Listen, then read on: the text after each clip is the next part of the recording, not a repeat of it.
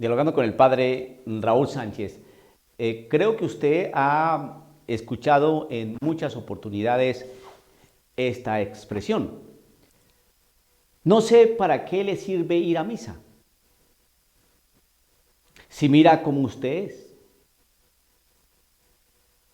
Bueno, por lo general, cuando se dice eso, los que afirman eso, ¿para qué le sirve, para qué le sirve ir a misa? Mire como usted es. Eso siempre está enmarcado dentro de un contexto de tú no tienes por qué irritarte, o no tienes por qué decirme eso a mí, o no tienes derecho a ponerte mal geniado, o quién eres tú para que me corrijas. Entonces, ese no sé para qué te sirve ir a misa, es de alguna manera, tú te tienes que callar,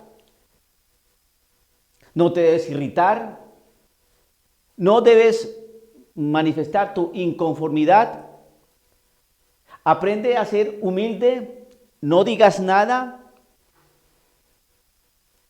porque ya se nos está señalando que todo aquel que es cristiano, que tiene fe en Cristo Jesús, que va a misa, que celebra y asume los sacramentos, que tiene una vida en Cristo seria y ordenada, pareciera ser que se convirtió uno en estúpido, que uno lo tiene que dejar pasar todo, que no debe decir nada,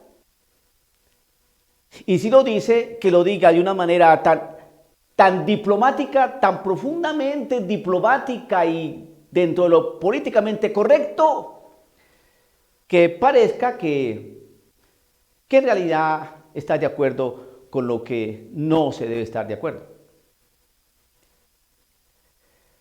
¿Por qué estoy diciendo todo esto? Porque han salido unas cosas del camino sinodal en Alemania, que uno verdaderamente es como para ponerse las manos en la cabeza y decir qué está pasando allá. Alemania, la iglesia alemana, pues hace parte de la iglesia universal, de la iglesia católica. Y se está desarrollando allá un sínodo, que ellos lo han denominado el camino sinodal. Un encuentro entre obispos y laicos que han venido tratando de desarrollar, implementar, ¿no? Proponer aspectos sobre la moral católica, sobre la realidad pastoral, sobre aspectos profundos, ¿no?, que competen a la iglesia alemana y obviamente que va a repercutir en la iglesia universal. Porque la iglesia alemana hace parte de nosotros, de la familia católica.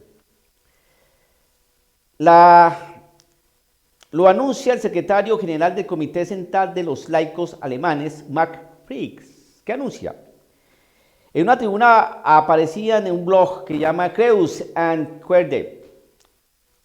La iglesia se derrumbará si no reforma, y entre las cosas que tiene que cambiar está el sacerdocio, que debe aceptar mujeres en su seno y abolir el celibato obligatorio.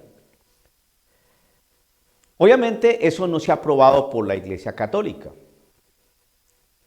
No existe un documento post-sinodal que reafirme, ¿no?, esa propuesta. Claro, la situación es esta, es que el solo hecho de estudiar y proponer eso como una posibilidad real dentro de la Iglesia Católica, que tiene una doctrina ya zanjada, clarificada por su santidad San Juan Pablo II respecto a que no se van a ordenar mujeres, porque no es una cosa de la Iglesia, sino de Cristo Jesús,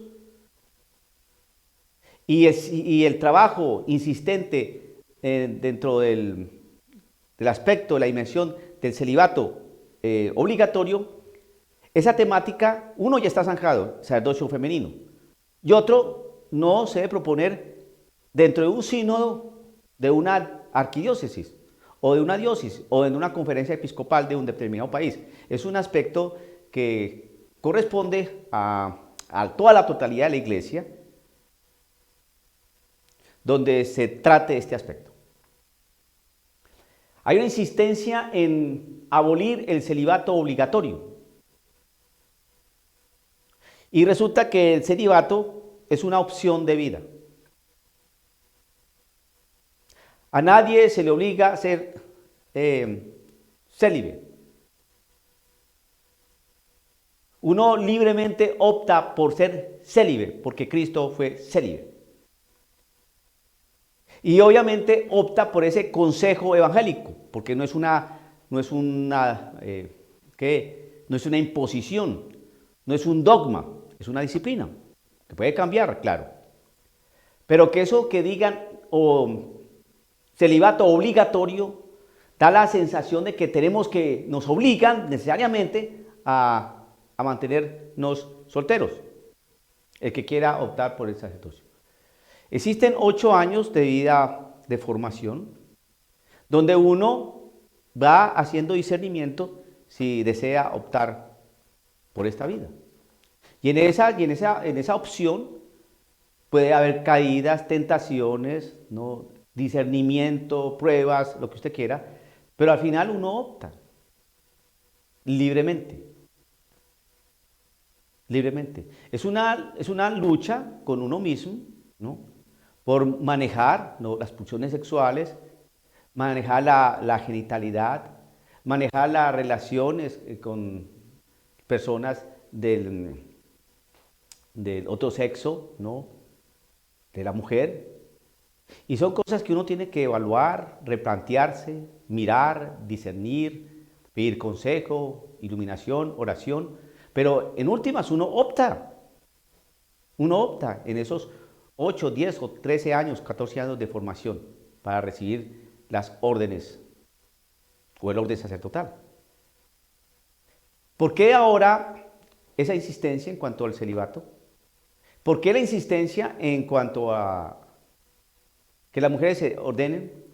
Y lo curioso es que dice, la iglesia se derrumbará si no se reforma, y entre las cosas que tiene que cambiar está el sacerdocio, que debe aceptar mujeres en su seno y abolir el celibato obligatorio. Eso es una falacia impresionante, porque sabemos que hay iglesias que tienen ministros mujeres y esas iglesias prácticamente están derruidas a nivel de fieles, a nivel moral, a nivel de estructura. La iglesia episcopaliana en algunos lugares pues tiene a las mujeres como sacerdotisas y episcopas.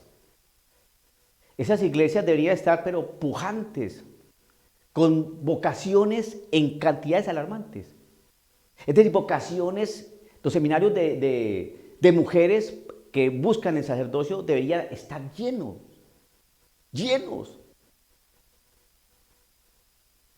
Y no, no. ¿Por qué? Porque no están llenos. ¿A qué quieren engañar? Pero eso se está trabajando. Sí, sabemos que no existe un documento posicional que diga, así va a ser, se ordenan las mujeres. No. El cuestionamiento es que es cuando uno dice, oiga, ¿qué pasa? A ver, católicos, despertémonos.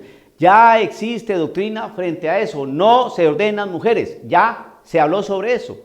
Lo dijo su santidad Juan Pablo II, ya lo dijo, no se trate más el asunto. ¿Por qué? Porque no es un problema de la iglesia, sino una situación, una orden del Señor Jesús. Escogió 12 varones y solamente los varones se ordenan. Porque esto no es una cuestión de derechos, sino una cuestión de que le plujo a Cristo Jesús esa realidad. Y así llevamos 20 siglos y la iglesia estuvo pujante durante años. Y ahora el problema no es que la iglesia esté mal porque los sacerdotes, o porque hay pocos sacerdotes, o porque las mujeres no se han ordenado. Entonces por eso es que la iglesia necesita que las mujeres se ordenen pronto para que la iglesia resurja. Eso es pamplinas. A ver, Muéstrenme las iglesias episcopalianas, sus seminarios llenos de mujeres, para que levanten esa realidad de iglesia episcopaliana, que según ellos es la iglesia de Jesucristo. Por Dios santo. Es una serie y unas patrañas, unas mentiras, la cosa más pavorosa.